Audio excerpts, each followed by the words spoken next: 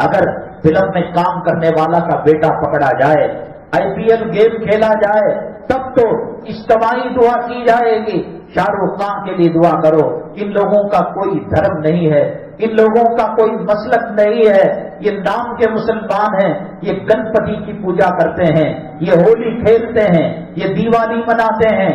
یاد رکھیے گا، میں نے کہا کہ عقیدہ اتنا فلیکسیبل ہے اور اتنا نازک ہے، اتنا سینسیٹیو ہے، وہ چھوٹی سی چیز کو بھی برداشت نہیں کر سکتا۔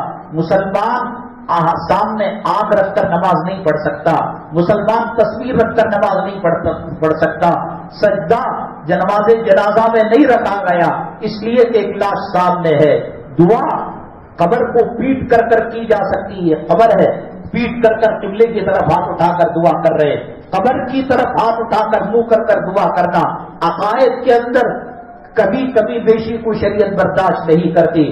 شاہ رخ خان اپنی پڑوس کی لڑکی پر دل دے بیٹھا، اس نے کہا کہ تمہیں ہندو بننا پڑے گا۔ 5 سال تک وہ ہندو رہا۔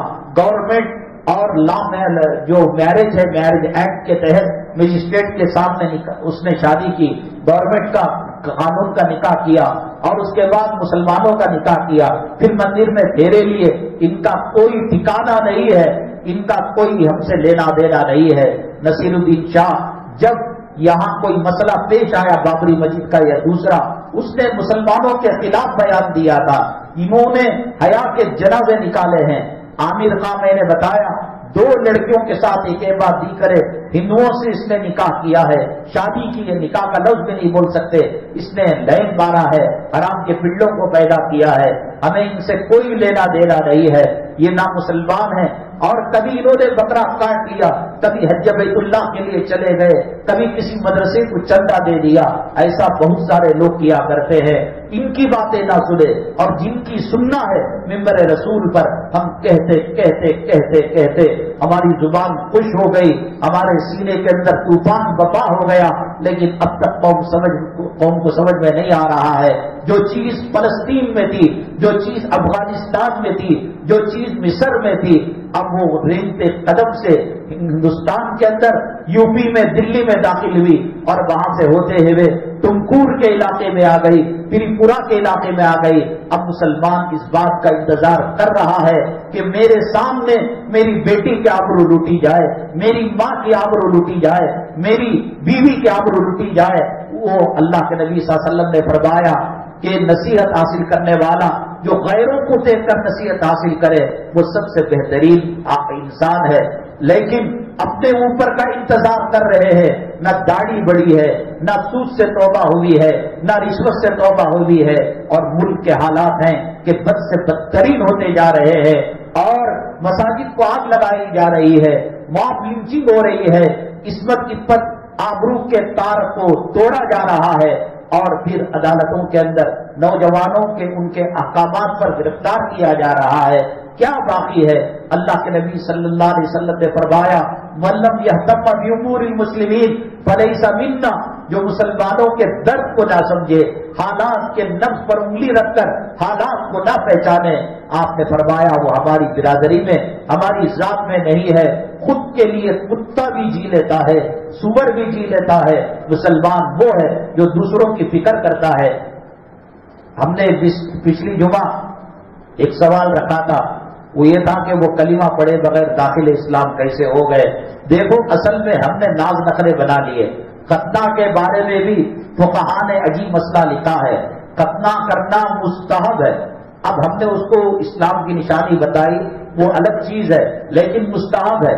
اگر کوئی 30 سال 40 سال کا آدمی کلمے کو قبول کرتا ہے، شرمگاہ کو چھپانا فرض ہے، ختنہ کا کرنا مستحب ہے۔ ایک مستحب کے لیے فرض کی قربانی نہیں دی جا سکتی۔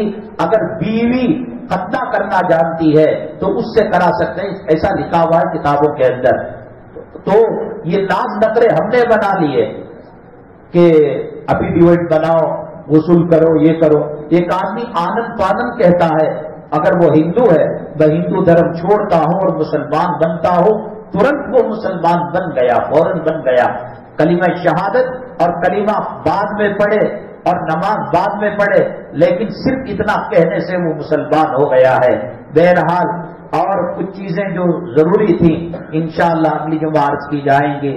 منورہ مسجد کے اندر وہاں دیر سے شروع ہوتا ہے جمعہ کا بیان، 1:30 بجے پونے 2 بجے کے درمیان شروع ہوتا ہے اور دیر میں ختم ہوتا ہے۔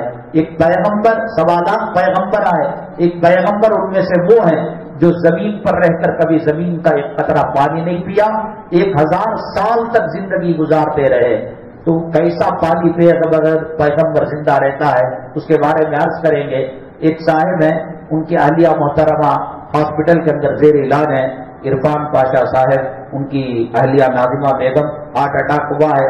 اللہ ان کو اور امت مسلمہ کے تمام مریضوں کو صحت عاجلہ مستمرہ دائمہ نصیب فرمائے۔ تو اس سوال کے ساتھ کہ 1000 سال تک جی کر زمین کا پانی نہیں پیا، کیوں نہیں پیا؟ کیا انسان کو ضرورت نہیں تو کیسے وہ زندہ رہے؟